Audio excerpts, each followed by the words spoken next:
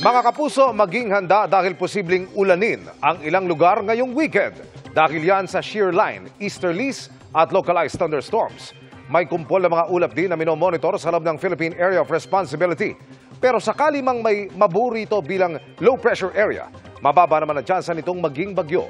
Patuloy na mantabay sa magiging pagbabago sa mga susunod na araw.